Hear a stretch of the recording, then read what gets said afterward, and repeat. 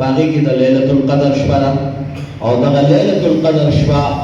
څنګه چې احادیث مبارکو کې راځي چې پتا پښتو کې تاسو تلاش کوئ نو تا شپه نن د 23 رمضان مبارک شپه ده کې دې شي دا شپه وي ځکه چاته معلومه نه ده نبی علیه الصلاۃ والسلام باندې الله پټه کړې ده نو هغه بهترین شپه دا بهترین ولې جوړه شوه عزتمن مسلمانانو ورو مونږ له الله پاک دوه داسې بهترین شیونه راکړي چې په دنیا کې یو امت ته الله پاک نه دی ورکړی هغه یو قرآن دی او یو ذات د جناب محمد رسول الله صلی الله علیه وسلم او دا داسې عظیم هستی دی چې د دې سره د چا نسبت شه دا اعلی دی هغه الله پاک اعلی کی دا سرداری دی هغه الله پاک سردار کی که د مقام نسبت ورسره شه مقام سردار شي که د زمان نسبت ورسره شي زمان چې دی هغه سردار شي که د انسان نسبت شي ورسره هغه انسان چې دی سردار شي عزتمند مسلمانانو ورو شپې ټولې الله پاک پیدا کړي دي خو د کمې شپې نسبت چې الله پاک د قرآن سره ولګو هغه شپه الله پاک د تمامو شپو سردار وګرځوله ځکه قرآن سردار دی نو هغه شپه الله پاک سردار وګرځوله او بیا ګوره د کمې ځمکې سره چې د هغې نسبت د قرآن سره شه هغه ځمکه الله پاک په تمامو ځمکو باندې سردار وګرځوله هغه د مکې معظمې او مدینې منورې ځمکه ده چې په کومه ځمکه قرآن نازل شو هغه ځمکه الله پاک د تمامو ځمکو سردار وګرځوله بیا په کومه میاشت کې چې نازل شو هغه میاشت الله پاک د تمامو میاشتو سردار وګرځوله او ما ته الله پاک داسې نه یو پرېښې د کوم امت باندې چې الله دا قرآن نازل کړی دی د چا دپاره نازل کړی دی دا امت الله پاک په تمامو امتونو کې سردار امت جوړ کړ نو ما ته خوش قسمته یو چې الله پاک په هغې بهترین امت کې پیدا کړی چې د تمامو امتونو سردار دی او په کومې سینې سره چې تعلق شي دا سینې هم الله پاک د تمامو سینو سردار وګرځوي زما او ستا په مخ کې باندې قارئ قرآن ولاړ وي دغه قارئ قرآن بعضې وخت کې زما او ستا په عمر کې ډېر زیات کم وي خو دا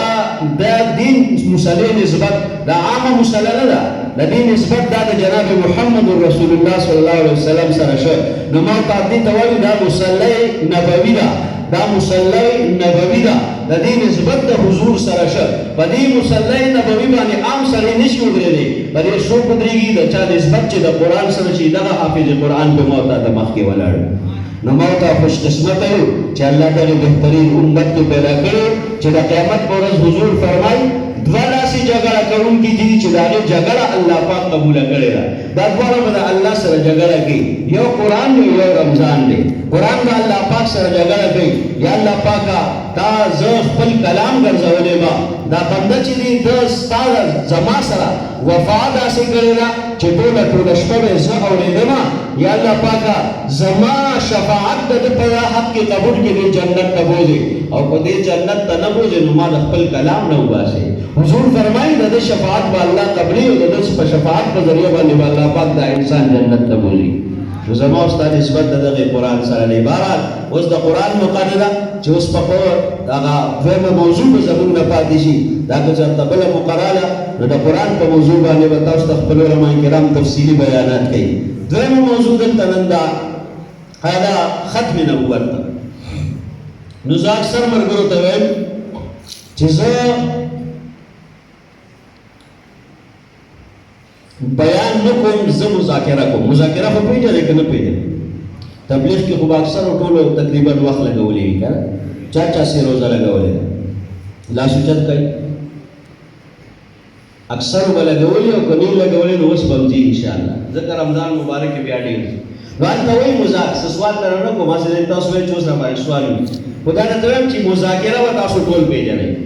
مذاکره کې څه وي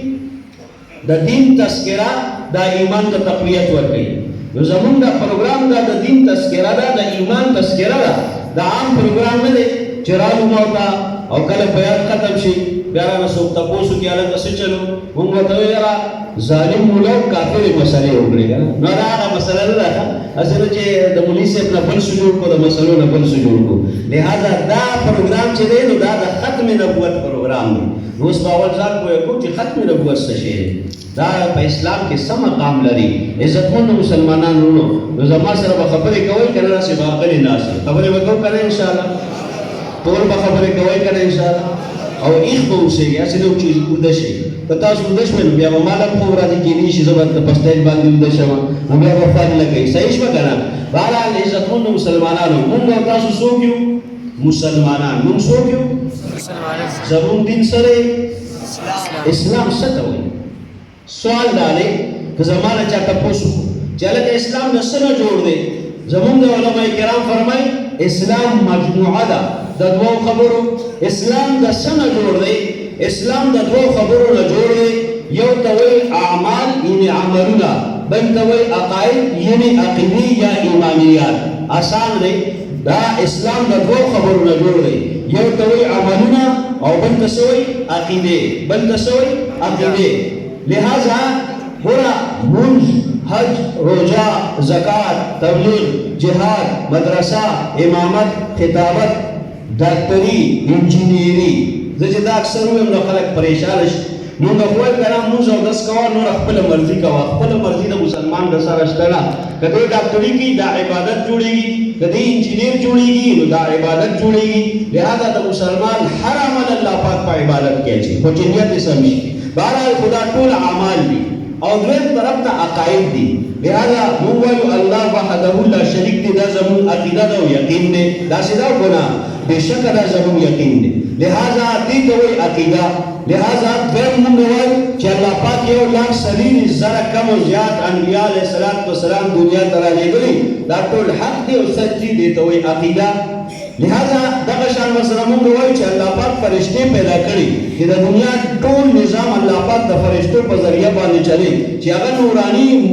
مخلوق دی د الله لہذا په دې زموږ ایمان دی چې دا د حقیقي او سچي دي دغه شان ما ورته وایو چې خیر او شر من جانب الله دی او الله پاک سل صحیفې څلور کتابونه رالیږلي دا ټول حق او سچ دي دې ته وایي ایمانیات صحیح شوه نو یو طرف ته څه دي اعمال دي او بل طرف ته څه دي عقاید دي عقیدې دي دویمه خبره ده د اسلام بنیاد په څه باندې دی اسلام به کله باقي پاتې کېږي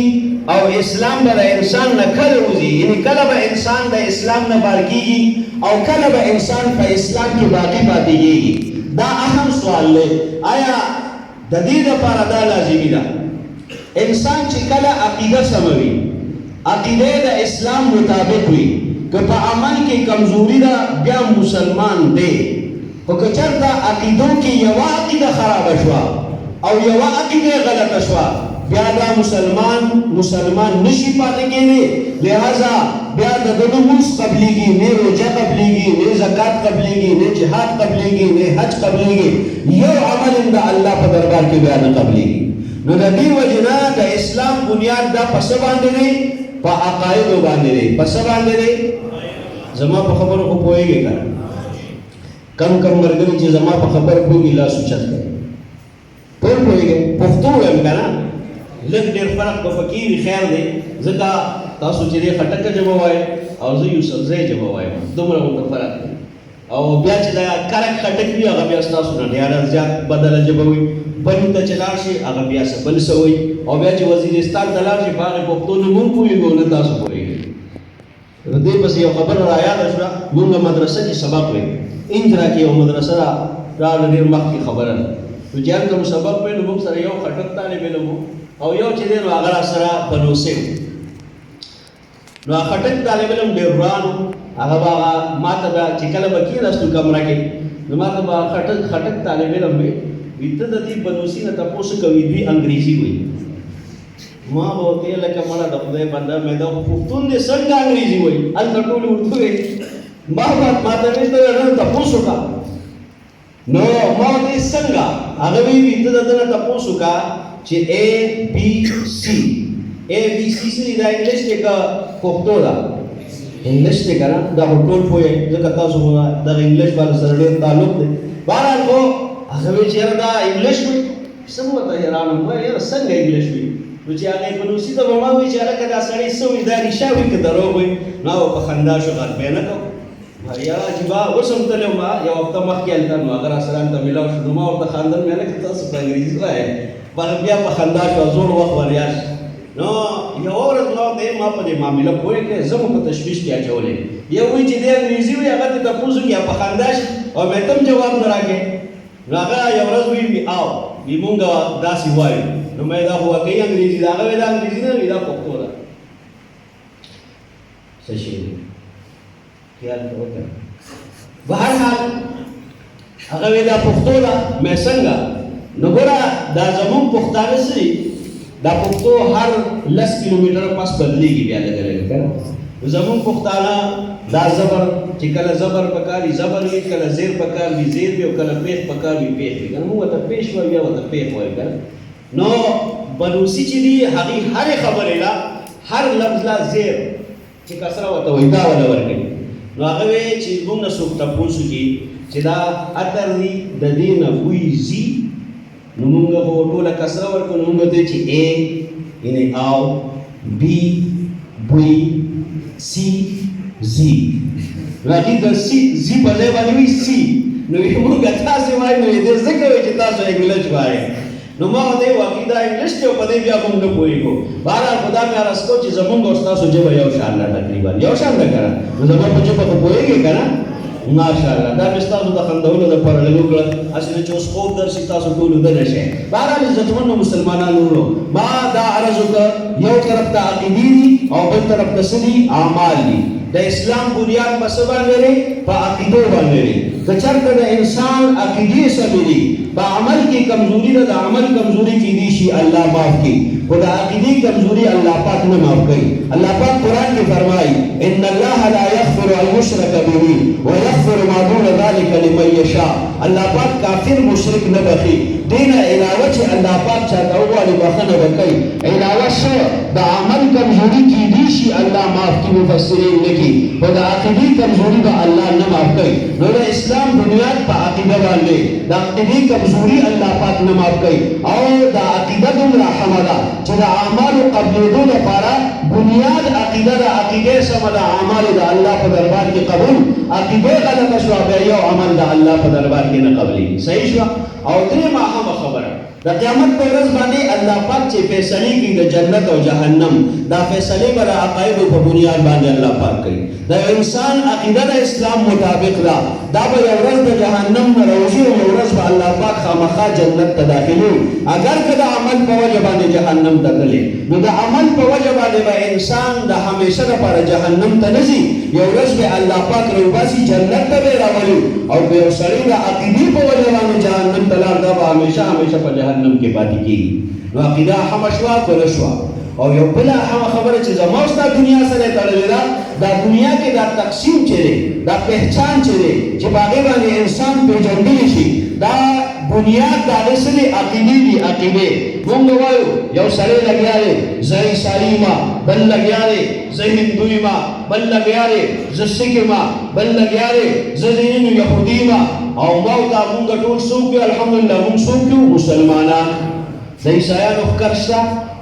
نشته دی د هندوانو ښکر شته نشته دی دا هندو ځان ته هندو ولې وایي عیسایي ځان ته عیسایي ولې وایي یهودي ځان ته یهودي ولې وایي سیک ځان ته سیک ولې وایي او موږ تاسو ځان ته مسلمانان ولې وایو د بدن په اعتبار سره الله پاک داسې څه شی نه دی پیدا کړی چې هغه په مونږ کې زیات دی په هغې کې کم دی یا په هغې کې سیوا دی په مونږ کې چې دی هغه کم دی لہذا دا د عقایدو په بنیاد باندې وایي ګوره الله پاک په دنیا کې خلق ټول مني یو قسم خلق دی چې هغې ته موږ ته دحریان وایو دا دحریان دا کمیونسټ چې دي دا د الله د وجود نه منکر دي باقي ټوله دنیا الله مني عیسایان الله مني هندوان الله مني یهودیان الله مني سیکان الله مني او مسلمانان هم الله مني اوس الله څنګه مني الله چې څنګه منلی څنګه چې رسول الله ویلي او څنګه چې الله په قرآن کې ویلي که هغه شان الله مني دا الله ته قبول دی چې د هغې نه مخالف شي دی الله نه مني نو که ته په هره طریقه باندې الله مني عیسایان څه وایي عیسایان وایي التوحید فی التثلیث هغې وایي درې چې رایو کې د هغې نه یو خدای جوړېږي نعوذ بالله څه وي یو الله دی یو عیسی علیه السلام دی او یو د هغه والده مریم سلام الله علیه دا وی چې دا درې رایو کې نو د هغې نه یو خدای جوړېږي نو د دې وجې نه هغې وایي چې درې رایو کې د هغې نه یو خدای جوړېږي څوک چې درې خدایان مني نو هغه ځان ته څه وایي عیسایان او څوک چې یو الله مني هغه ځان ته څه وایي مسلمانان څوک چې دا الله پاک زوی مني څوک دي یهودیان وایي عزیر ابن الله دا عزیر علیه السلام دا د الله زوی دی نعوذ بالله څوک چې د الله زوی مني نو هغه ځان ته څه وایي یهودیان څوک چې وایي چې الله پاک د رشتو نه پاک دی هغه ځان ته څه وایي مسلمانان نو د دې وجې نه دا عقیده ده په دنیا کې زما ستا د پېژندګلا ذریعه ده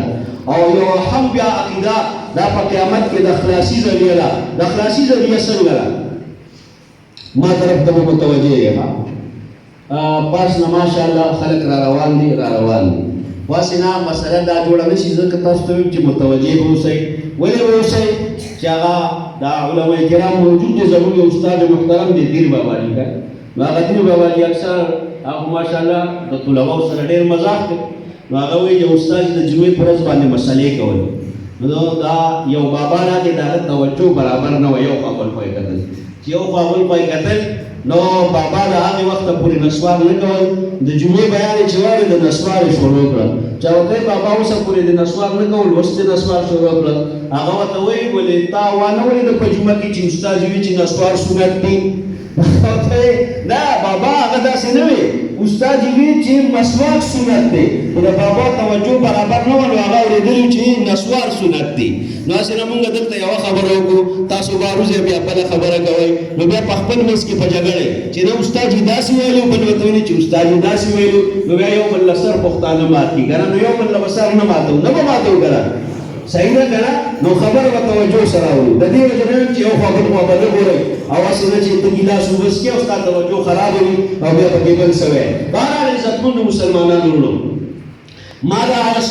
چې عقیده په قیامت کې د خلاصي ذریعہ ده عقیده د سمره خلاصي وا دا الله د عذاب د جنت ته ولي یو حدیث کې مفهوم بیانو چې د قیامت په ورځ باندې الله پاک کړه تقسیم کی جنتیان جنت تلاشي جهنميان جهنم تلاشي داغه نه پس الله پاک دا فیصله کوي چې جهنم کې هغه سړی چې هغه کې ذره برابر ایمان هم دی دا به جهنم نه روباسي جنت ته راولي جبريل عليه السلام ته الله فرمایي ناس جهنم کې وګوره کوم سړی کې ایمان شته دا د ایمان سره راغلی دی خدا جهنم ته چې تللی نو دا څوک دی دا مسلمان دی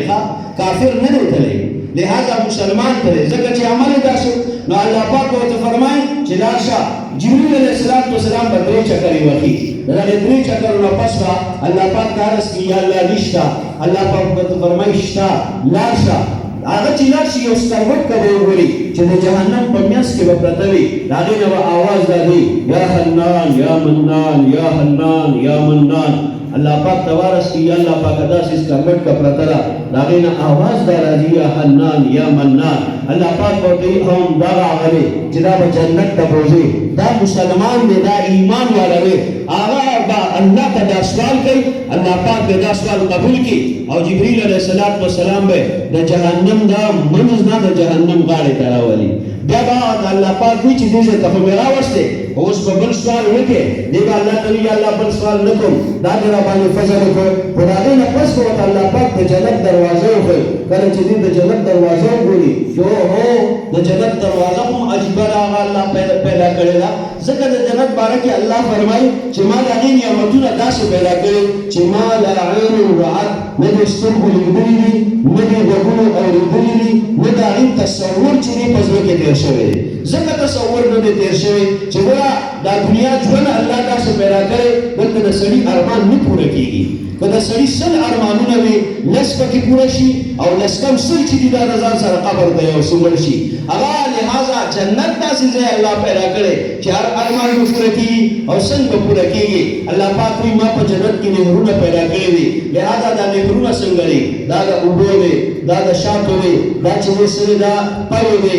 او دا مختلف نهرونه الله پیدا کړي 4 قسمه نهرونه اوس ته جنتي چې دی په جنت کې به اوسېږي د ده چې دی عالیشان محل دی د ده دا نهرونه په جنت کې روان دي او داسې روان دي چې بغیر پوښتې نه روان دي ښه پوښتې ورته نشته چې غاړې ته دیوالونه دي اوس دا نهرونه بهېږي د چاحت زندګي دې ته وایي چې د ده زړه کې څه راشي هغه به الله پاک ده ته ورکوي هغه چاحت به پوره کېږي دې به وایي چې الله پاکه دې جنت کې اوسېږم دا دومره عمر وشه دا نهرونه داسې روان دي لکه مثلا 40 زره کاله وشو یا الله پاک دا نهرونه داسې روان دي 10 زره کاله وشو دا نهرونه داسې روان دي زړه کې به راشي الله پاکه دا دوه نهرونه د جنت نه دې خوا پکار دي دا دوه دې خوا پکار دي د ده په زړه کې چې دا خیال راشي دې ته وایي د چاغ ژوند فوراً به هغه دوه نهرونه دې خوا لاړ شي او دوه نهرونه دې خوا دوه به د جنت نه یو سیټ ته شي او دوه به د جنت نه بل سیټ ته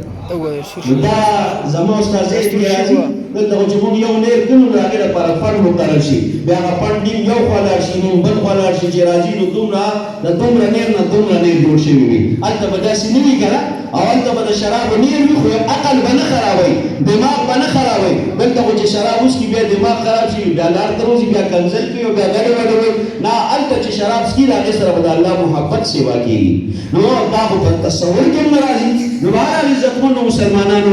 اوس چې دلته د جنت دروازه ښکاره شي دی به الله ته دا عرض کېږي الله پاکه دې ځای ته خو مې بوځئ الله به ورته فرمایي تا وی چې بل سوال نه کومه دی به وي الله پاکه ته حنان منان ذات دی دې ځای ته مې بوځئ بیا به ورته الله پاک دننه د جنت هغه محلونه وښایي چې جنتیان لګیا دي څوک د مشکو په تیلو باندې څوک چې دي ستا د زعفرانو په تیلو باندې څوک لګیا دي د الله سره خبرې کوي څوک لګیا دي د حورو سره لګیا دي په خپلو محلونو کې دوی چې دننه وګوري چې دننه خو مزي دي لکه د صالح خانې په دروازه باندې څوک کېنی چې دننه به نه راځي او دننه خلک مزي کوي دی وي هله عجیبه کار دی ما دننه نه پوهېږم او ماشاءالله نوم هم د کلي ډېر ښکلی دی صالح خانه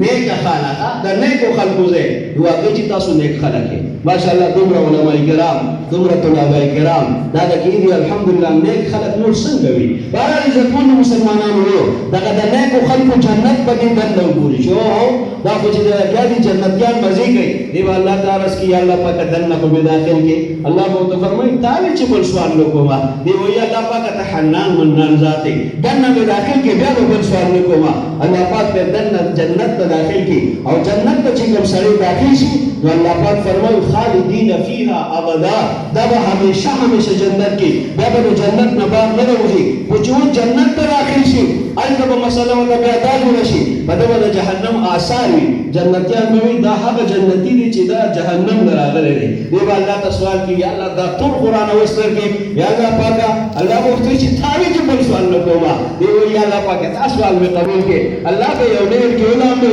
بالکل به صفا شي دلته به ورته الله فرمایي ای بنده اوسه پورې تا غوښتل ما درکول اوس د باندې زه خپل فضل کومه د دې دنیا په لس چنده غټ جنت به ول الله پاک ورکړي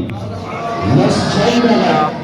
پاکستان سره مونږ لا نه دی معلوم کړی کم ځای نه کم ځای ناپ کړی مو نه دی د دې دنیا په لس چنده غټ جنت به الله پاک ورکړي نو عزتمندو داسې د جنت نو دا جنت چې ملاویږي دا به د ایمان والو ته ملاویږي د عمل په وجه کې یو سړی جهنم ته لاړ شي همیشه به نه یو ورځ به الله پاک جنت ته راولي دا عمل دا نه ده چې عمل نه وي پکار نه دا عمل خپل انعامات دي چا تراویح وکړې نبي علیه الصلاة والسلام فرمایي من قام رمضان ایمانا و احتسابا غفر له ما تقدم من ذنبه چا چې د رمضان مبارک تراویح وکړې نبي علیه الصلاة والسلام فرمایي د دې نه وړاندې چې د ده څومره ګناهونه یې هغه ټول ورته الله پاک معاف کړي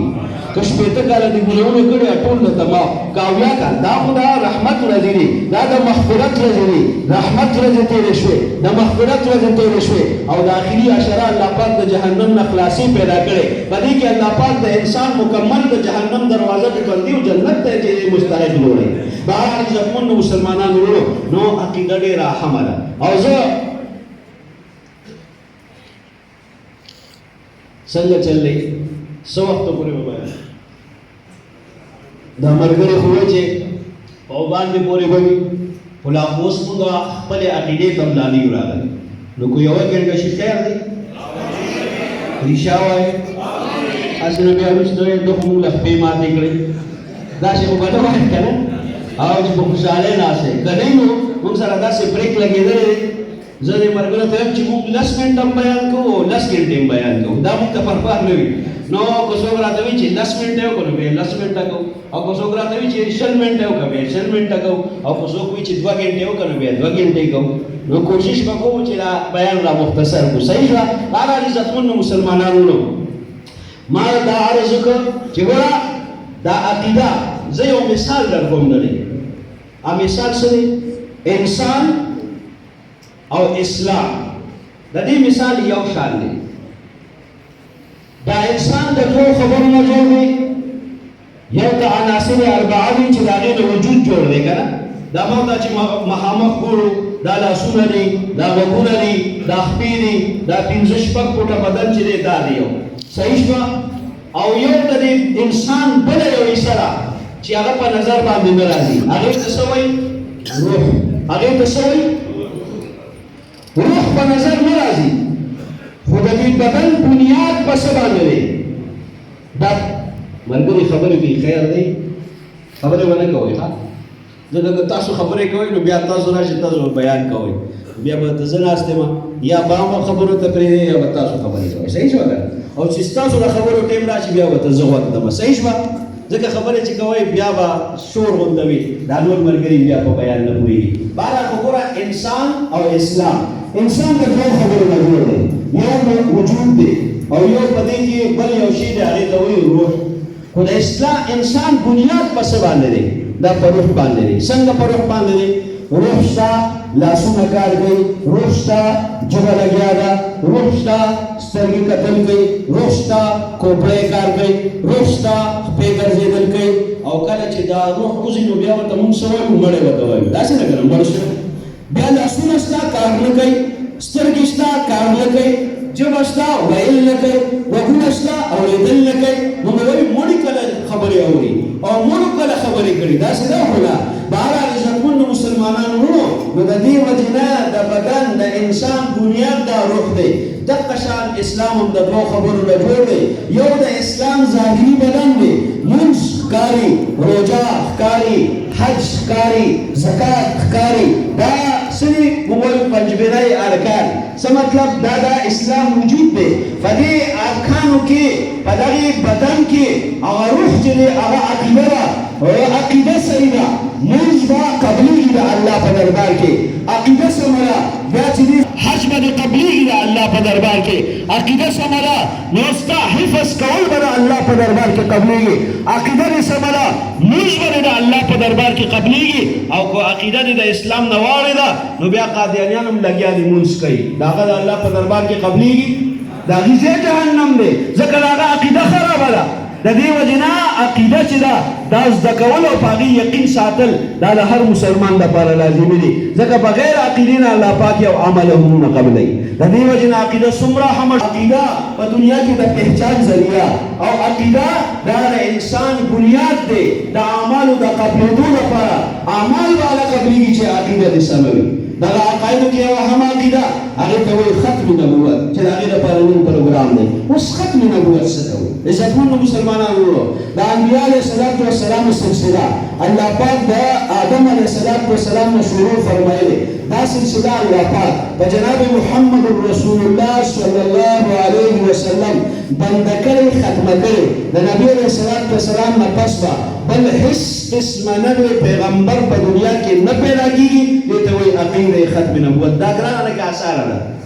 بیا زموږ نوجوان ته ولې نه ورځي چې بیا انکر ګرځي ورته وایي عقیده ختم نبوت څه ته وایي هغه ورته وایي په جومات کې چې ختمونه کېږي دې ته عقیده ختم نبوت وایي زما د یو زمیندار نه تپوس کوي هغه ته پته نشته دومره اسانه خبره چې د انبیاو سلسله کوم ځای نه شروع شوې ده د آدم علیه السلام نه کوم ځای ختمه شوې ده په محمد رسول الله د حضور نه پس به الله پاک بل هیڅ قسمه نوی پیغمبر نه پیدا کېدی ته وایي عقیده ختم نبوت ما انګلیس کې نه ده ویلې ما عربۍ کې نه ده ویلې ما بلکل جګه پښتو کې وي چې د انبیاو سلسله شروع شوې د آدم علیه السلام نه ختمه شوې په محمد رسول نه پیدا کېږي دې ته وایي عقیده ختمې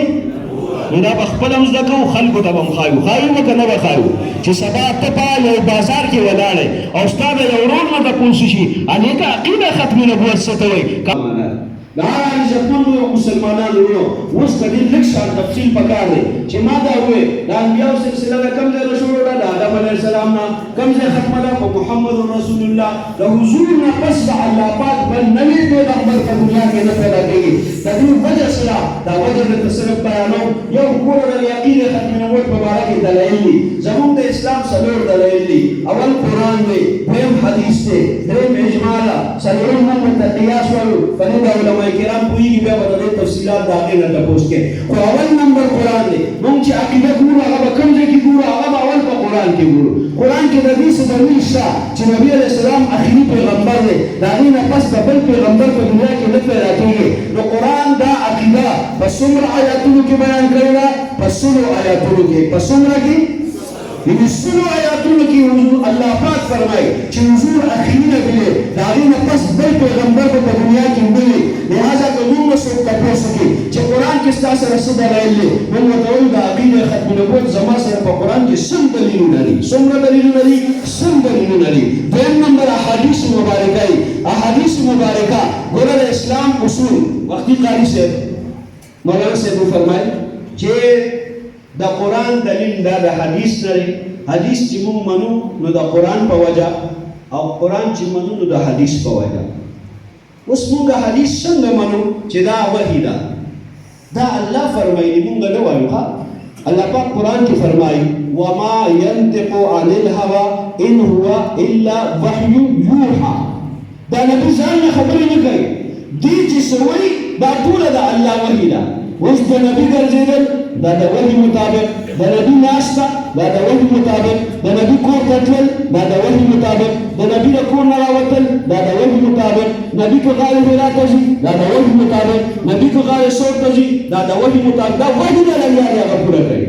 نو د حضور هر عمل دا وحی ده. ځکه الله پاک فرمایي وما ينطق عن الهوى ان هو الا وحي يوحى. دا نبی یو داسې خبره نه کوي چې تر څو دته د الله وحی نه وي شوی. د ده هر وینا هر قول مبارک دا د الله وحی ده. او دا د دې ختم نبوت والا امت دا څه دی؟ خصوصیت دی. نورو امتونو ته الله پاک یو قسم وحی ورکړی د کتاب په شکل کې، د صحیفې په شکل کې. دې امت ته چې دا ختم نبوت والا امت دی، دې ته الله پاک دا قسم وحی ورکړی، یو د قرآن په صورت کې او بل د حدیث په صورت کې الله پاک ورکړی. نو دا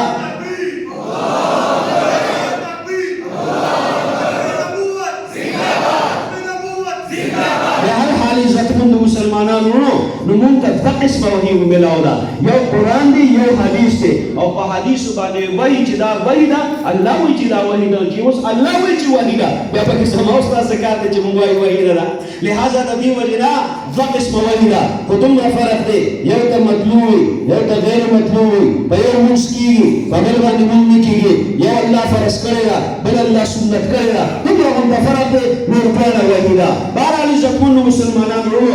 ما څه عرض کو چې بل هېڅ قسمه نوی پیغمبر به نه پیدا کېږي. نو آیا دویم نمبر وحي کې د ختم نبوت باره کې څه دلیل شته؟ نو دویم نمبر وحي چې هغه غیر مطلوبه، هغې ته حدیث مبارکه وي. نبي علیه السلام د هغې د ختم نبوت په باره کې څومره تېرې ارشاد فرمایي؟ 210 احادیث مبارکه. څومره؟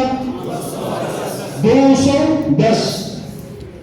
یعنی 210 احادیث مبارکه. کما استاد نو څوک تاسو کې چې تاسو سره په حدیثو کې څه دلیل شته، موږ ورته وایو او 210 دلیل موږ سره په حدیثو مبارکو کې دي. موږ نن اصل کې ګورو نه د اسلام ستړي نه کوو، حقیقت دا دی. اسې برای نام وایو بس زه خو ډېر ښه مسلمان یم، ګورو نه مخکې د خپلو علماو نه بیا دین نه زده کوو. د هغې په وجه ما ورته ته پته نه وي. نو چې کله قادیاني را باندې سوال وکړي نو ما ورته باندې خولې راشي چې د به جواب څه ورکوي. د دې وجې نه د خپلو علماو سره خپل ربط مضبوط کړئ، ځکه دا علما کرام دا د دین څوکیداران دي. او د څوکیدار نه څوک یریږي؟ هغه ترې نه ډاکو یریږي. څوک چې د ایمان ډاکوان وي هغه به تا ته وایي دا علما داسې دي دا علما داسې دي، دوی ته مه نږدې کېږه. ولې مه نږدې کېږه؟ ځکه که ده سره ته ناست دی د ایمان ډاکو چې راځي نو د هغه نه به د دې بچ کوي. نو د ایمان د ډاکوانو نه به ځان بچ کوو که نه؟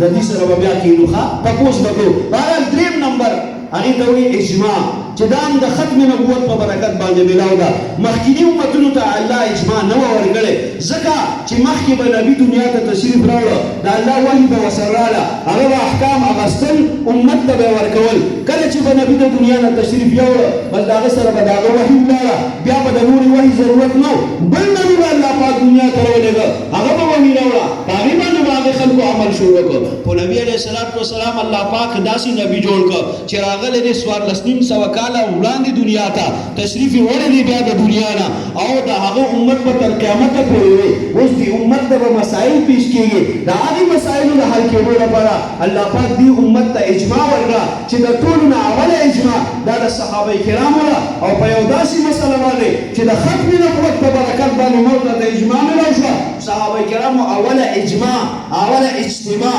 اول پدی متفق شو چاچی د نبی علیہ السلام نه پس د نبوت دعوا وکړه دا مرتد کافر دی او دا زنديق کافر دی او دا واجب القتل دی. هغه څوک مسلمه کذاب او داغی خلاف اوله اجماع چا کړی؟ خلیفہ بلا فصل حضرت ابوبکر صدیق رضی اللہ اوله اجماع کړی دا چې هغه تمام صحابه کرام راجمع کړ چې وی حدیث په دروغه د نبوت دعوا کړی دا. نبی علیہ السلام لښکر تشکیل کړی دغه لښکر د حضرت خالد بن ولید رضی اللہ تعالی په سرکردګۍ کې دویم لښکر دا د چا مسلمه کذاب خلاف دیږي تمام صحابه کرام باغی مستمع کیږي هغه په اجماع کوي. څنګه اجماع کوي؟ کله چې حضرت ابوبکر صدیق رضی اللہ دغه حدیث خلاف لشکر کشي کوي نو حضرت ابوبکر صدیق رضی اللہ تمام صحابه کرام را جمع کړي دي بیا دې تاسو کوي چې د پلانکی سره په دروغه د نبوت دعوا کړی دا دغه خلاف زه لشکر کشي کوم تاسو سره یا تمام صحابه کرام حضرت ابوبکر صدیق رضی اللہ په کې اول لکشان اختلاف کړ چیرې هغه دا پدی وجنا چې هغه یریدو نه هغه وی داغه کې حکمت داو چې نبی علیہ السلام د دنیا نه تشریف یوړو غیر چاپیر ټول کافران دي اصل موږ دا دریم لښکر ولیدو د مدینه منورې د سو ریاست دا خالی پاتې نشي او چې دا ریاست خالی پاتې شو د بهر نه وسو کملو کی اسنا دلته زمونږ بډاګان صحابه کرام دا شان زمونږ زنانه صحابيات دا شان زمونږ ماشومان صحابه کرام دا دلته موجود دي نور ځوانان بنوي اسنا یو لو کې او دا چې حضرت ابوبکر صدیق رضی الله په خپل باندې پورا راوغستا وی کوڅوک زی لا نشي او نه زی نه زی ابوبکر باول ټول نه اول د دې سری خلاف جهاد روان دي حضرت عمر رضی الله تعالی عنہ اے ابوبکر زما حضرت اوس تشفیع شو هغه سره په اتفاق شو اوله اجماع دا شو چې د مسلمه کذاب خلاف بزو لخر بلیګو او دا خبيث په دنیا نه ختمو بهرحال په اوله اجماع باندې شوی. اوس زه یو بل خبره کوم چې عقل هم دا مانی چې نبی علیہ السلام اخري نبی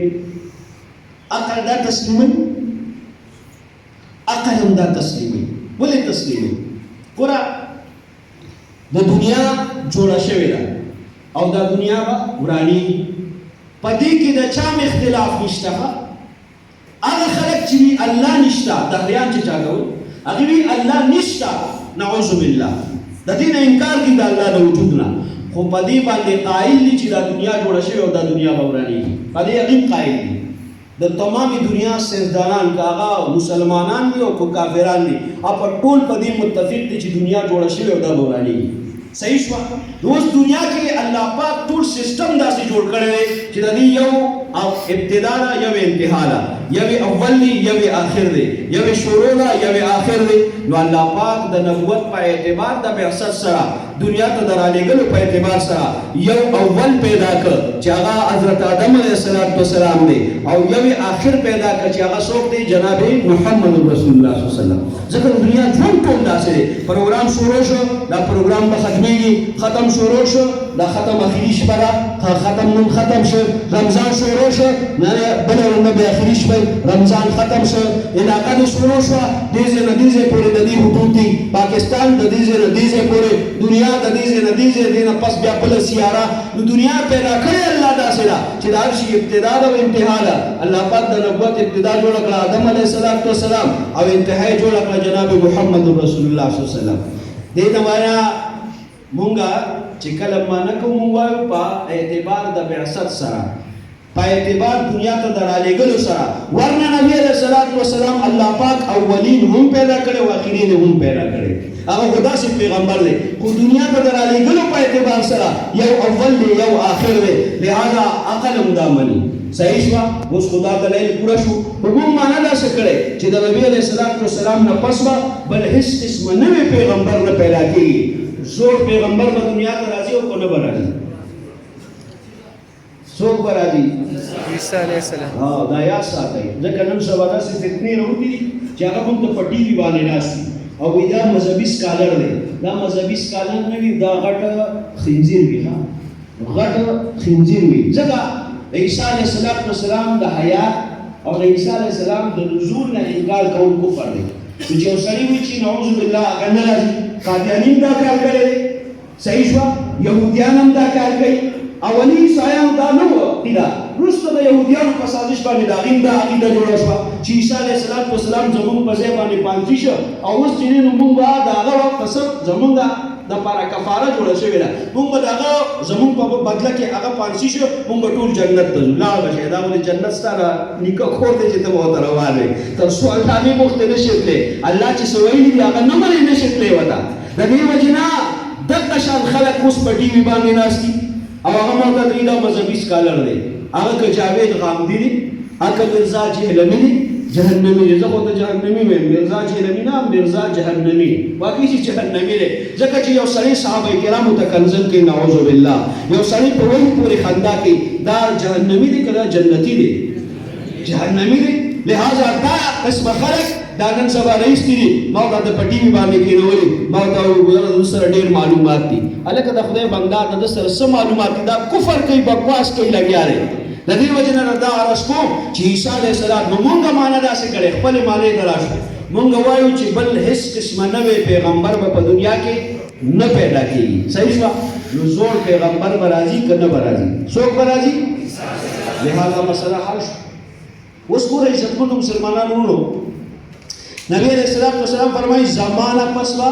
زما په دې امت کې 10 داسې کسان پیدا کېږي چې زمانه پس به د نبوت دعوې کوي څومره به پیدا کېږي یو نه دوه نه درې نه څلور نه شپږ نه لس نه 10 او تاسو ورته 10 وایئ که نه دا بعضې ملګري یو پاسي نو کېدای شي دوی ورته څه بل څه وایي پاسئ به نه ښه اخره پورې به ناستئ ځکه تاسو په دې کلي کې او مونږ به ځو هغه نوښار ته نو چې تاسو پاسئ نو بیا به مونږ هم ځو پاسئ خو به نه که نه انشاءالله او که نه ګوره او هسې نیمه خبره واورئ نو چې نیمه خبره واورئ د دې ځای نه پاسئ زړه کې به دې شک پاتې شي عقاید ډېر حساس شی دی د دې په باره کې د عقیدې په باره کې د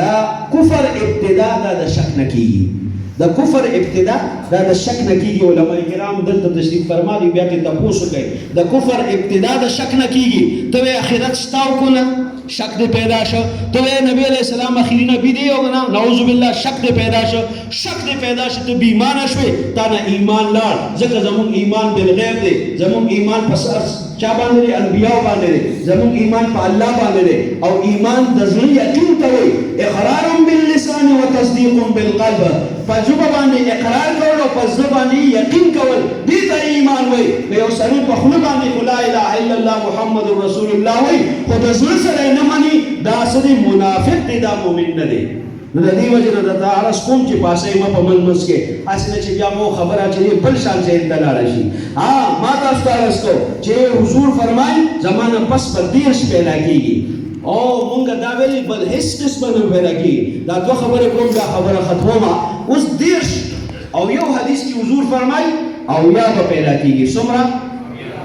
اوس مسله جوړه شوه تاسو به وایئ چې یاره عجیبه خبره ده یو حدیث کې نبي علیه السلام فرمایي ځکه دا چې کوم منکرین حدیث دي نو هغې بیا دا وایي وګوره یو ځای کې نبي علیه السلام نعوذ بالله یو څه فرمایي بل ځای کې چې دی بل څه فرمایي هغه په حدیثو باندې پوهه نه دی نو د هغې د وجې نه هغه دا ګڼې وډې وایي عزتمنو مسلمانانو نو په حدیثو کې تطبیق وي چې دا دواړه حدیث حضور فرمایلي دي د دې په منځ کې تطبیق څه دی دا به رایوځای کوو څنګه یو حدیث کې حضور فرمایي 10 به پیدا کېږي بل حدیث کې حضور فرمایي او یا به پیدا کېږي عزتمنو مسلمانانو د هر ځای خپل روایات وي د هغې خپل څه وي اقوال وي خپل د هغې چې دی نو داسې خبرې وي چې هغه د دلیل په طور باندې پیش کېږي ګوره مونږ او تاسو پښتانه یو مونږ پښتانه چې کله یو سړي خبره نه منو نو مونږ ورته وایو هلکه که دا خبره راته شپېته پېرې یې کوې نو بیا یې نه منم داسې ده که نه مثلا چا سره مو اختلاف راغی هغوی داسې کوه مونږ وایي نه کوو هغوی داسې کوه مونږ وایي نه کوو نو بیا ورته مونږ وایو که شپېته پېرې هم راته ووایې نه یې منم نو چې یو 10 پېرې وایي بیا به یې منو نه یې منو که نه مطلب خو دا دی که 10 پېرې هم وایې نه یې منم دا ولې دا زمونږ ستاسو ژبه داسې ده چې په هغې کې دا معقولې مشهورې وي که داسې وکړې نو داسې نه منم عربو دا طریقه ده هغې چې یو شی ډېر یادوي چېرې دا به ډېر تعداد کې راځي یا به ډېر زیات وي نو هغې وي او یا پېرې صحیح شوه لکه ګوره نبي علیه السلام ته الله پاک فرمایي هغه یو منافق چې و د هغه جنازه نبي علیه السلام وکړه نو الله پاک ورته قرآن کې فرمایي که ته د ده دپاره او یا پېرې استغفار وغواړې بیا یې نه بخم څه مطلب که یو او یا پېرې استغفار وغواړې بیا به الله وبخي مطلب دا دی نه بخم کو زر پیرم تر استغفار د لپاره واړي بخنه واړي نو دغه شان عرب چې او شی زیات یادي نو هغه وی چې او یا پیری کراته وې نو نه منم مو وای د شپته پیری راته وې نو نه منم دغه شان حضور فرمایي چې دا او یا داسې کسان په دې امت کې پیدا کیږي چې هغه په دروغه د نبوت کې دعوی کوي مطلب دا چې دا ډیر شی پیدا کیږي او اوس یو کتاب دی ائمه تلبیس هغه ذکر کړي 72 پورې چې دا رفیق دلاوري صاحب لیکل ډیر مخکې دا مرزا غلام قادیانی په دور کې لیکلی هغه وخت پورې 2 اویا پوره شوي اوس دا تاسو ته 2016 کې په مردان کې یو خبیث دعوا کړی چې نعوذ بالله دا الله نبی په لوډ سپیکر کې اعلان کړی نعوذ بالله په چترال کې یو سړي په جامع مسجد کې شاهي مسجد چې کوم ته وایي هغې کې د جمعې په ورځ باندې 2017 کې په لوډ سپیکر باندې اعلان کړی چې زه نبی نعوذ بالله دا غازي فیصل خالد چې کوم سړی مردار کړ دغه طاهر نسیم چې ورته وایي دغه طاهر نو خبیث نسیم و دغه سړي چې دی نو دم دا دعوه کړې وه چې زه د الله نبي یم نعوذ بالله نو دا خو را روان دي او دا خو لا ډېر شی به راځي د دې وجې نه حضور فرمایي ډېر شی به پیدا کېږي خو دا دېرش ولې نبي علیه السلام وفرمایي دا یې ځکه فرمایلي نبي علیه السلام فرمایي چې دا دېرش به په دنیا کې مشهورېږي او دا نور به نه مشهورېږي د دې نورو نه تاسو نه یې خبر د مرزا غلام قادیاني نه پوره دنیا خبره ده چې دا دعوه کړې ده لهذا دا خلک شروع شو چاته مسیلمه کذاب چاته طلیحه اسدي چاته سجاح یو ښځه چاته اسحاق اخرس سلسله روانه وه په ایران کې بهاءالله د پاکستان هندوستان د تقسیم نه وړاندې د مرزا غلام احمد قادیاني په نوم باندې یو سړی پیدا شو مرزا غلام احمد احمد نه دا د نبی علیه السلام غلام نه و که دا د حضور غلام وي دا به د الله ګستا کدا د حضور غلام د وسه د امت مسلمه ګستاخی نه کوله د صحابه کرامو ګستاخی نه کوله د امه ګستاخی کړي د موږ عام مسلمانانو دا خبيث وای چې په ما ایمان راوړې نه راوړې کاغه ته پته نه کو نشته چې زه نبی نعوذ بالله نو یې سره دا اوس ګوره موت ته کنځل کوي دا د مسلمانانو ګستاخی کوي وی دا دې سړي چې دي دا د ځنګل خنزیران دي او د دوی زنانه چې دي دا د ځنګل سپی دي نعوذ بالله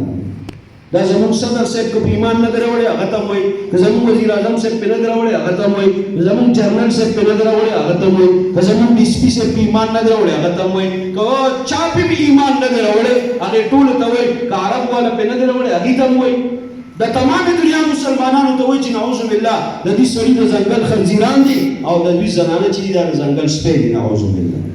نو دا خبیث داسې وو بهر د نور مغلظات چې دي هغه زه نه وایم خو دومره د عرض کوم چې دا سلسله شروع ده نو دا دېرش به پیدا کېږي نو دا به په دنیا کې مشهورېږي نو په هغې کې دا یو مرزا غلام قادیاني د مرزا غلام قادیاني نه فتنې تقریبا سره پاسه 100 کاله وشو صحیح شوه او خلک وایي چې یاره دا ختمېږي ولې نه دا هم بعضې وخت کې هلکه دا ختمېږي ولې نه عزتمنو مسلمانانو په تاریخ کې بعضې فتنې داسې تېرې شوي دا اسحاق اخرس د ده فتنه 4.5 کاله چلېږي 4.5 کاله د مرزا غلام قادیاني اوس یې 100 کاله وشو خو دا ده چې دا فتنې اخري انجام دا وي چې دا به ختمېږي ځکه د مسیلمه کذاب فتنه ختمه شوې ده نوم اخیستلو والی څوک نه دي پاتې شوي د طلیحه اسدي د هغه فتنه ختمه شوې ده نوم اخیستلو والی څوک نه دي پاتې شوي او د صحابه کرامو نومونه به تر قیامته ژوندي وي بېشکه ژوندي به وي او که نه په دې عقیدو کې ګورئ انشاءالله والا خبره نه چلېږي صحیح ده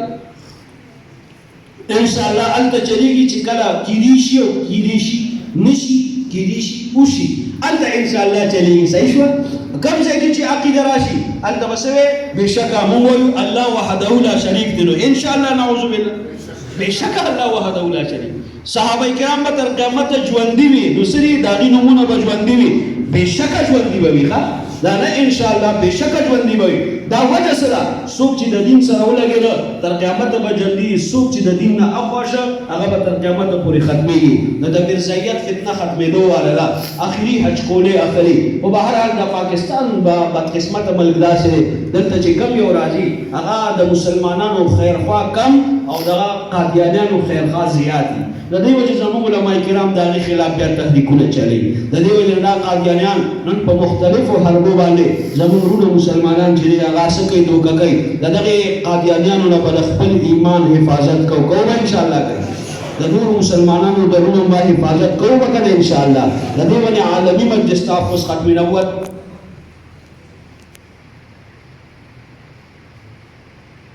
عالمی مجلس تحفظ ختم نبوت د دې قادیانیانو خلاف په عالمی سطح باندې کار کوي، صرف پاکستان کې نه. موږ دغه ایسی کانډه کې دا تقریبا 2016 خبره د 2015 خبره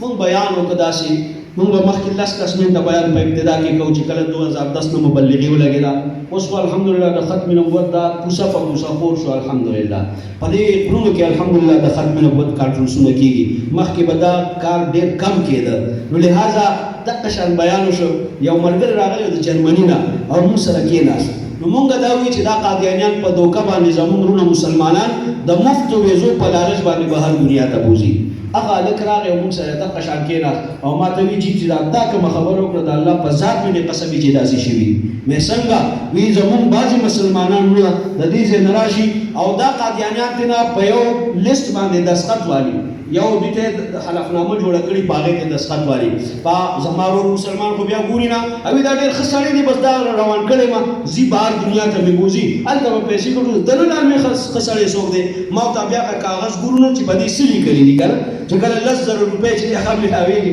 بیا موږ تاسو کاغذ څه نه ګورو، وایي بس 10,000 روپۍ دي دا ملاوېږي نو، یا 15,000 روپۍ د رمضان پیکج راغلی دی چې ملاوېږي، بیا په پټو سترګو سره هغه نه وایي پیسې دي واله بیا به وروسته ګورو. وروسته مه ګوره، اول وګوره چې څه مسله ده. نو زموږ ورور مسلمان وي، داسې ډېر مسلمانان هلته موږ سره میلاو شو. هغې وایي موږ په جرمني کې د ختم نبوت کار کوو. الحمدلله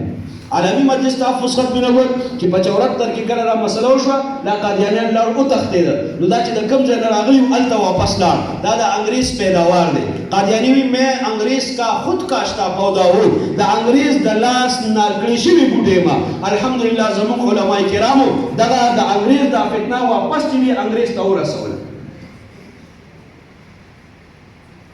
صحیح شوه؟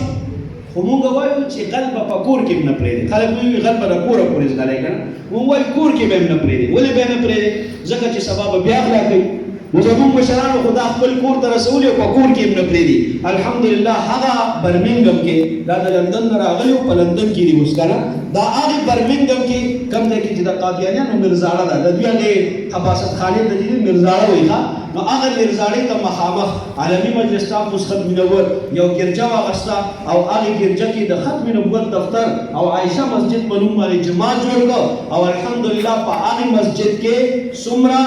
39 کاله وشو، 39 کاله چې هر کال په هغې کې د ختم نبوت کانفرنس دا په برمنګم کې الحمدلله کېږي. نو مونږ وایو د عالمي مجلس تحفظ ختم نبوت دا کار چې دی د دې 3 اهداف دي. اول هدف د مسلمانانو د ایمان تحفظ. زمونږ دا اجتماع ته د قادیاني نه خبر شو چې دا د ایمان ډاکونه ته به سبا ځان ساتي، نو دا د مسلمانانو د ایمان تحفظ دی. دویم نمبر دا کافرانو ته دعوت اسلام دی. قادیانیانو ته بالخصوص، عامو کافرانو ته عموم سره هغه اسلام ته موږ راوړو. اوس دا دعوت به موږ څنګه ورکو؟ علما کرامو د دعوت طریقه مناظره ده، یا کتاب لیکل دي، یا تحریر لیکل دي، یا قادیانیانو ته بیان کول دي، د هغې سره مناظرې کول دي. په دې طریقه باندې عوامو ته وایو مونږ تاسو به د هغې سره مناظرې نه کوئ، ځکه دا دجالان دي. دجالان دا څه دي؟ دجال چاته وایي؟ دوکهباز ته دوکه ورکوي. دا نوم کوي کفر، نوم یې ولله اسلام ورکړی. عیسائی خپل کفر ته کفر وایي، عیسائیت وایي، یهودي یهودیت وایي، هندو هندومت وایي، او قادیاني خپل کفر ته څه وایي؟ اسلام وایي. نعوذ بالله کوي کفر او اسلام نوم یې ولله ورکړی. نو حضور فرمایي دا به دجالان وي. د دې وجې نه دا څه دي؟ دوکهباز دي. د دې د ایمان بچاو دا په دې علما کرامو اول فرض دي چې ستاسو د ایمان تحفظ وکړي. او دویم دوی ته دعوت دی. نو ما تاسو ته وایي چې دعوت خو مونږ یو علما کرام دي، هغه په عدالت په فلور باندې دي، هغه په هر فلور باندې دوی ته دعوت ورکوي. خو عوام به څنګه دعوت ورکوي؟ د عوامو دپاره مجلس طریقې کار دا جوړ کړی چې مونږ ورته وایو تاسو به بایکاټ کوئ. تاسو به څه کوئ؟ او دا بایکاټ دا قادیانیانو ته دعوت دی اسلام طرف ته. څنګه دعوت دی؟ دلته ستاسو سره پېښور دا چیني یو علاقه ده، په دې اچیني کې دا جدي پشتي قادیانیان پخواني قادیانیانو او دومره مالدارو چې ټولې هلته بهترین ځمکې د دوی سره وې. عالمي مجلس تحفظ ختم نبوت 2002 د هغې خلاف بایکاټ شروع کړ چې بایکاټ یې شروع کړ. اوس یو وخت داسې راغی په دې 2023-24 کې چې په یوه ورځ باندې زموږ صوبایي امیر مفتي محمد شهاب الدین په برزه صاحب په لاس باندې 29 قادیانیان الحمدلله د دې بایکاټ په وجه باندې په یو ورځ مسلمانان شو الحمدلله. په یو ورځ باندې بیا 3 په یو ورځ باندې بیا 15. هغه اچینی دا هغه علاقه وه چې په دې کې د ټولو نه زیات قادیانیانو. اوس الحمدلله په اچینی کې یو قادیانی هم الحمدلله نشته، بالکل کې صفا شو. د هغې چې میرزاره وه پولیس رال او تالی ورته ولګوله، ځکه زما عین وي چې دې کله تبلیغ کوي نو د باندې به پابندي لګوي. پولیس به راځي او هغې ځای ته به تاله لګوي. ما ورته نه پولیس به راځي، ځکه عالمي مجلس تحفظ ختم نبوت په تمامه دنیا کې د هغه ملک د قانون او د آئین لاندې الحمدلله کار کوي. نو په پاکستان کې مونږ د قانون او د آئین لاندې کار کوو. مونږ چاته هم دا نه وایو چې ته قانون په لاس کې واله او چې دې نو سبقه قادیاني. نه، مونږ ورته وایو زما قانون وایي چې دا واجب القتل دی، زما آئین وایي چې دا واجب القتل دی، زما آئین وایي چې دې ځان ته مسلمان نشي ویلی، زما آئین وایي چې دې ځان ته خپل مشر ته امیر المؤمنین نشي ویلی، زما آئین وایي چې دې جماعت نشي جوړولی، زما آئین وایي چې دې اذان نشي کولی، زما آئین او دستور وایي چې دې د قرآن ځان لپاره نشي استعمالولی. نو دا ټولې مسلې حل شوي دي، صرف په دې قانون باندې عمل باقي پاتې دی. پاکستان کې عاشق رسول قتل کیږي او پانسی کیږي او شهید کیږي، خو څوک ګستاخ رسول الله په پاکستان په تاریخ کې هغه ته چې ډېر پانسی نه ملاو شي، حالانکه دستور او آئین وایي چې پانسی کا ګستاخ رسول کی سزا سرتن سے. دا زما د آئین او د دستور تقاضا ده چې سرته نه جدا کړه. بهرحال خو موږ تاسو ته وایو چې تاسو بایکاټ کوئ. بایکاټ په دوه قسمه دی، یو معاشي یو معاشرتي. معاشي بایکاټ نو دا د زموږ استاد سره په دې کې پیګه کې یو علاقه ده نورنګ ورته وایي، سرای نورنګ لکي مروت. په دې کې قادیانیانو دا هغه قادیانیانو چې د انګریز په دور کې را قادیانیان شوي او څنګه د دوی یو مشر تللی و هغه د قادیاني سره مناظرې ده. بدبخته هلته خپله قادیاني شو، هغه افغانستان ته واپس راغی. امیر امان الله خان په هغه وخت کې چې د هغه حکومت چې کله هلته راغی نو بیا یې ورته د قادیاني وي چې زما دا خط وله یوسه او امیر امان الله خان ته ووایي چې په ما باندې ایمان راوړه. اول چې دی راغی امیر امان الله خان وایي د دې سړي څه قرآن او حدیث څه وایي. هغه علما ورته وایي سر ته نه لړکوه. هغې یې راونیو او هغه یې تخته کړ، هغه یې چې برابر کړ. چې کله یې برابر کړ د هغې نه پس دې قادیاني ته وایي څه ولیکمه. نو هغې علما کرام ورته وایي چې ایجابیه دلته راشه، فارسي وایي که نه ایجابیه دلته راشه. نو هغه ورته په خط باندې صرف الټه ته سیډ باندې ولیکل ایجابیه او خط یې ورته واپس ورلیږي. نو چې کله قادیاني له دا خط لاړ نو هغه وایي جوړ دې زمانه متاثره شو. هغې ورته نه هغه چې کوم مې تا لیکلی و هغه یې خو تخته کړی دی. اوس مسله دا ده چې دا دې وي څه وي داسې لیکلي. نو هغه خپل چې کوم د دغه سړی و چې چا ورته خط اورو وي هغه ورته وایي چې دوی وایي چې ایجابیه دلته راشه، چېرته افغانستان ته راشه. نو هغه وایي څه وکړمه. نو هغه ورته وایي چې هغه یې خو تخته کړی که ته دالې تا هم تخته کوي لا نه راشي ګورې. لہذا که دا خبیث هلته تللی وي نو تخته شوي موږ به ترېنه خلاص وو. بهرحال خو د بدقسمتۍ نه زمونږ هغه وخت کې حکومت د انګریزو هغه د حکومت دې سړي ته چې دی ډېره ترقي ورکړې ده. خو بهرحال دغه خلک راغلي دي دا په دریو خاندانو په سرای نورنګ کې آباد دي. یو پکې مسلمانانو صاحبزادګانو سیدانو او دوه چې دي نو هغه یو لاهوریانو او دوه چې دي یو چې دي نو هغه قادیانیانو. دا قادیانیان خپل منځ کې په اختلاف شوي، یو ته لاهوري وي او یو ته څه وایي قادیاني وایي. صحیح شوه. نو موږ وایو دواړه کافران دي. دا قرآن هم وایي که نه قالت اليهود ليست النصارى على شيء وقالت النصارى ليست اليهود على شيء. نو موږ وایو صدقتا دواړه رښتیا وایي، تاسو دواړه پسه دی یعنې دواړه کافران یې مسلمانان وي دواړه. نو دا قادیانیان بیا یو بل ته کافران وي، موږ ورته وایو دواړه رښتیا وایي. دا لاهوریان هم کافران دي او دا قادیانیان هم کافران دي. بهرحال خو هغلته بایکاټ شروع شو. نو په 2000 غالبا چې 18 په دې کې په یوه ورځ باندې 36 قادیانیان مسلمانان شوي الحمدلله د دغې عالمي مجلس تحفظ ختم نبوت په لاس باندې. او په اوله چې درې مسلمانېده په سبا باندې د هغې سالانه کانفرنس و. په هغې اوله درې چې کوم مسلمانېده الحمدلله زه پکې په خپله باندې موجود یم چې د هغې سره زموږ خبره وشوه. په سبا هغه مسلمانان شو. په سبا چې کله د ختم نبوت کانفرنس و هغې له هغه ټول راغلي و الحمدلله. نو هغه هلته د قادیانیت صفایه وشوه الحمدلله. قادیانیت به ختمېږي، دا به پاتې کېږي نه فتنه ده. خو د دې په ختمېدو کې یو نوجوان دا استعمال شي، زما ژوند استعمال شي، زما مال استعمال شي، زما سوچ استعمال شي د قادیانیت خلاف. نو دا زما خوش قسمتي ده او ستا خوش قسمتي ده. نو د قادیانیت خلاف په دې تحریک کې به ټول شاملېږو که نه به شاملېږو؟ نو موږ تاسو ته وایو چې بایکاټ کوئ، نور څه مه کوئ. څه کوئ؟ بایکاټ کوئ. بایکاټ دوه قسمه، معاشي او معاشرتي. معاشرتي بایکاټ دا دی، قادیاني درته مخامخ راغی، سلام به پرې نه اچئ، کلام به ورسره نه کوې، کینې به ورسره نه، غم کې به نه شریک کېږي، خالی کې به نه شریک کېږي. دا ګورې دومره حساسه مسله ده. یو سړي ته پته نشته قادیانی دی، نو هغه که په سلام واچو خو وروسته ورته پته ولګېد چې دا قادیانی و، دی به صرف استغفار وایي چې الله یو ګناه رانه شوې معافې کړې راته. دی کافر نه دی. یو سړي ته پته ده چې دا قادیانی دی او دی ورغې او ده ورته ووایي چې نعوذ بالله السلام علیکم، داسې ورته ووایي، ده پې سلام واچو، هغه د سلام جواب ورکړ، د دې مسلمان نه ایمان لاړ، دی به دوباره کلمه وایي او دوباره به نکاح تازه کوي. نو دا زمون د تحریک د ایمان د تحفظ تحریک کې تاسو ته وایي چې بایکاټ شروع کړئ. او دا بایکاټ دا د ثواب کار نه دی. ګورئ موږ او ثواب ګوره په سبحان الله ملاویږي که نه ملاویږي؟ او څومره ګټونه په جنت کې لګي که نه؟ دغه شان یو سړی روان دی په لاره باندې، یو کاڼي د لاره نه اخوا که په هغې ثواب ملاویږي که نه ملاویږي؟ او بیا ته د قادیانیت خلاف کار کوې، دې باندې به خامخا ثواب ملاویږي. خو د قادیانیت نه بایکاټ څنګه چې په تا مونځ فرض دی، داسې د باندې بایکاټ فرض دی. ځکه که بایکاټ نه کوې ستا ایمان ته خطره ده. نو د دې وجې نه موږ دویم وایو معاشي بایکاټ. معاشي بایکاټ چې سوشل بایکاټ هغې ته وایي، نو دا بایکاټ به کوو. د دې وجې نه بیا موږ ته وایو شیزان مسکا، ته وایې په شیزان کې قادیانۍ نه ننوتې دی، موږ ته وایو قادیانۍ پکې نه ننوتې، ستا د ایمان مسله ده. د قیامت په ورځ به نبي علیه السلام ته مخامخ کېږي، حضور به وایي زما د ګستاخ بوتلې تاس کړې، ما ته یې مه راپرېږدې. او که هغه پرده درته په منځ کې حایله شوه، ډایرکټ به جهنم ته ځي، بیا جنت ته تللی نه شي. نو که د حضور شفاعت حاصلول غواړو، نو د قادیانیانو نه به مکمل بایکاټ کوو به انشاءالله. نو د هغې نه دویم موږ وایو معاشي بایکاټ وکړه. شیزان مسکا، شیزان د قادیانیانو کمپني ده،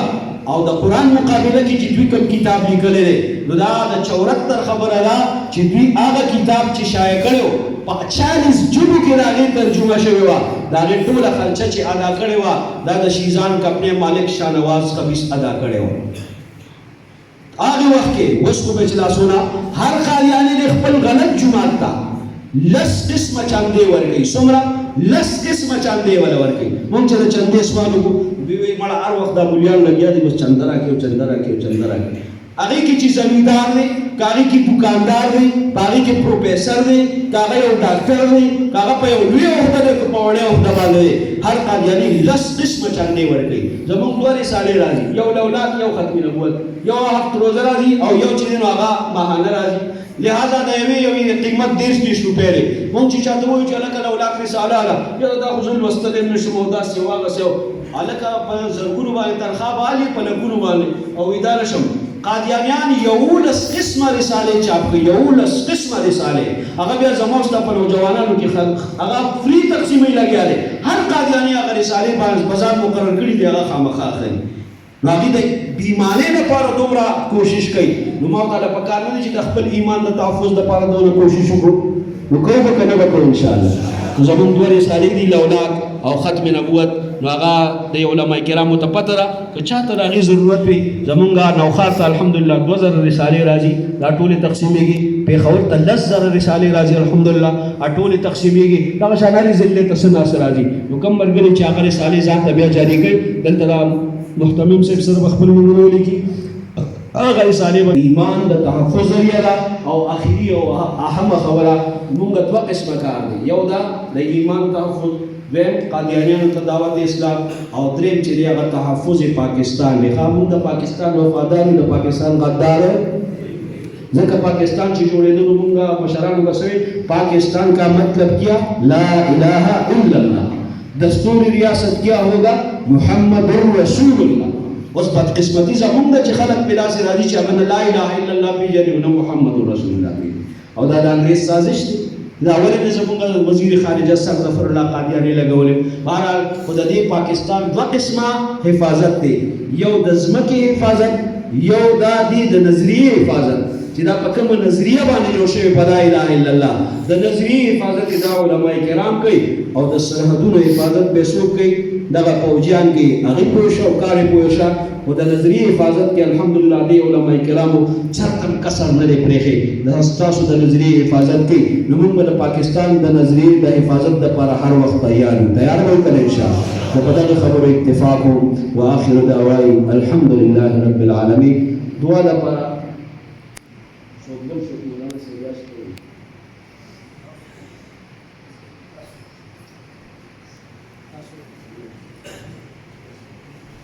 کار مو بل بتاسو صحیح دی راشي. العاقبة للمتقين والصلاة والسلام على خير خلقه محمد وعلى آله وأصحابه وذرياته ومن تبعهم أجمعين. اللهم يا رب لك الحمد كما ينبغي لجلال وجهك وعظيم سلطانك. اللهم أعنا على ذكرك وشكرك وحسن عبادتك. الحمد لله الذي بعزته وجلاله وتتم الصالحات. بسم الله الرحمن الرحيم. ألف لام ميم. الله لا إله إلا هو الحي القيوم وإلهكم إله واحد لا إله إلا هو الرحمن الرحيم. وعنت الوجوه للحي القيوم وقد خاب من حمل ظلما. لا إله إلا أنت سبحانك إني كنت من الظالمين. فاستجبنا له ونجيناه من الغم وكذلك ننجي المؤمنين. يا حي يا قيوم برحمتك أستغيث يا ذا الجلال والإكرام. يا حنان يا منان يا الله يا رحمن يا رحيم يا كريم. اللهم ربنا تقبل منا إنك أنت السميع العليم وتب علينا إنك أنت التواب الرحيم. إنا لنكونن من الخاسرين. اللهم ربنا منا فاغفر لنا ذنوبنا وكفر عنا سيئاتنا وتوفنا مع الأبرار يا عزيز يا غفار. اللهم إنك عفو كريم تحب العفو فاعف عنا يا كريم. اللهم إنك عفو كريم تحب العفو فاعف عنا يا كريم. اللهم إنك عفو كريم تحب العفو فاعف عنا يا كريم. اللهم إنا نسألك الجنة ونعوذ بك من النار. اللهم إنا نسألك الجنة ونعوذ بك من النار. اللهم إنا نسألك الجنة ونعوذ بك من النار. يا الله يا رحمن يا رحيم مستور بيضا برحمك. الله مستور طول من أول موفك. الله رحم كرم معاملاوك. الله عفو درگزر معاملاوك. الله سهولت رسول دیا معاملاوك. آدم علیہ السلام نے اول توسو پر سمر مسلمان و فرشی طول بخشش و مغفرت نصیب کی. پدی حاضر مجلس کی چار خپل خپلوان عزیز و اقربا رشتہ داران والدین الله يمش والدين يا الله تكتور مغفرت نصیب کی. مغفرت کاملہ و نصیب کی. یا ارحم الراحمین سمر مجرندی مشتور تقدیم اسلام و دتلنی توفیق نصیب کی. یا ارحم الراحمین یا اکرم المکرمین. دیر ختمون شوی دی یا الله پدی زیکی پدی مقام باندی الہ العالمین یا ارحم الراحمین. دا سمر ختمون شوی سبت و کی شوی سب نفلون کی شوی سبقون کی شوی دی الله طول خپل دربار کی قبول و منظور ګرځي. الله تو کلام دے الله تو تم پیش کړه دے الله تی موږ نه قبول کی. الله موږ ته په مخونو باندې واپس مار ګرځي. یا الله سمره کمه کوتای شوی یقینا ډیر لوی کلام دے. یا الله موږ په حق نه یادو کړه سلام ته شوی. یا الله تر سره د موفه معاملاو کی. یا الله موفه معاملاو کی. یا الله سمره یا الله د حفاظ او ختمونه کړی دي. الہ العالمین یا ارحم الراحمین دا ختمونه یا الله ټول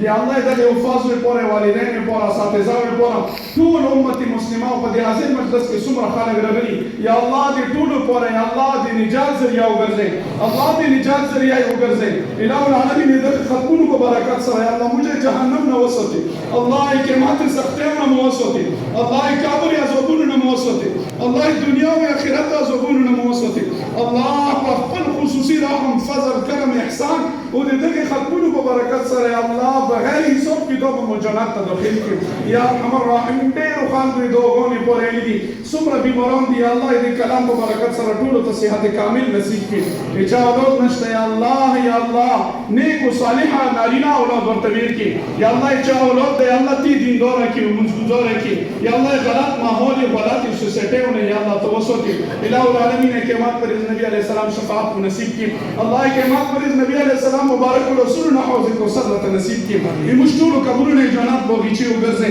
الله جنت الفردوس کی اوچا بالا مقام ته نصیب کړي. حاضر مجلس کی الله سمره خلق راغلي یا الله ټول مغفرت نصیب کړي. یا الله چا پسونو کې شریع حاجات می خزانه غیب نه پورا کړي. یا الله چا پریشانی می ختمه کړي. سوق بیماران یا الله صحت ورته کړي. یا الله چا جنگ جګړې یا الله دشمنی دي په مینه او په محبتونو باندې په دوستیو باندې بدل کړي. یا الله تی موږ نه راضي شي. بهترین ریز شپې دي بهترین مکادا الله بهترین مکادا بهترین مقام کې نوستیو. یا الله بهترین خالق موجود دي. یا الله ټول یا الله موږ ټول تو ته لاس نیولی دی الله تا نه سوال کوم الله دې موږ نه راضي شي الله دې موږ نه راضي شي الله دې موږ نه یا الله ناراضه ماشي الہ العالمین یا ارحم الراحمین خپل دیدار راته نصیب کړي حرمین شریفین دیدار راته بار بار نصیب کړي الہ العالمین یا ارحم الراحمین یا اکرم المکرمین یا الله دو مدرسہ دا یا اللہ دے کر علمی عملی ترقی نصیب کی یا اللہ سمر ضروریات کی دی مدرسے خزانے غیب نہیں پورا کی سمر معاونین دی مدرسے سر سکم تعاون کی یا اللہ کا غیر زکوت پر شکل کی دی صدقات پر شکل کی دی یا اللہ حکومت طریقہ بندے یا اللہ دی مدرسے سر تعاون کی یا اللہ یا غیر عمرونو کی مولونو کی اولاد کی برکتو نوچے الہ العالمین دو تعمیرات کو روان دے چاپ کی عیسیٰ خستینا و سوک کی اخلی یا اللہ یا غیر طولی پور حصد کے جاری اوگرزے الہ العالمین مدرسو حفاظاتو کی تبلیغ مرکزون حفاظاتو کی یا اللہ سبر خانگاہون دی اللہ تی حفاظاتو کی اللہ مجھے علماء حفاظاتو کی یا اللہ دی علماء حفاظاتو کی یا اللہ نن علماء سر صدر ملیاد شیدون کی یا اللہ بید سواجنا یا اللہ بید سے یا اللہ جرموننا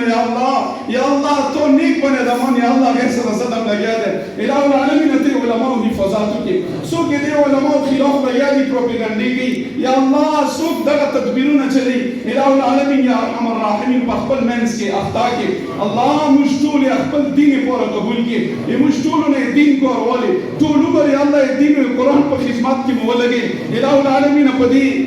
کې د کوم خیرات وشي یا الله چا تعاون کړی یا الله ته قبول کې یا الله دې کې د پروګرام یا الله یقینا ډیر مشکلات یا الله تو موږ مدد کړه یا الله تو څومره شکریا وکړو الہ العالمین هغه کام ده یا الله دین په کورونو کې الله ای دنیا په کورونو کې همیشه موږ مددگار وګرځي دلته د الکونو ډیره خوري کړي د ځوانانو الہ العالمین یا ارحم الراحمین یا الله خوري کړي د مهنت کړه یا الله جان مان قرباني وکړي الہ العالمین یا ارحم الراحمین یا الله د هغه ځوانانو حفاظت وکړي یا الله دې ټول مجلس یا الله محفل حفاظت وکړي الہ العالمین یا ارحم الراحمین دین پر قبول کی طول عمر اللہ قرآن حدیث پر خدمت کی مولا گئی یہ عظیم نعمت نہ ما محروم کی تر مرگ پوری اللہ دین سره متعلق ربط جوڑ و قائم و دائم و سوتی عقیدہ ختم نبوت پوری اللہ مشتن مندن یا اللہ ہر سا حاضر دی الہ العالمین تر مرگ پوری اللہ دے عقیدی سره جوڑ ربط تعلق قائم و دائم و سوتی اللہ آخر خاتمہ پہ ایمان کی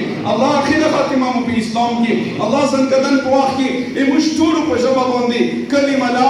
الہ الا اللہ محمد رسول اللہ جاری وسالی وگرزے وصلی اللہ تعالی علی خیر خلق محمد وآلہ واصحابہ وذریاتہ ومن تبعهم اجمعین برحمتک یا ارحم الراحمین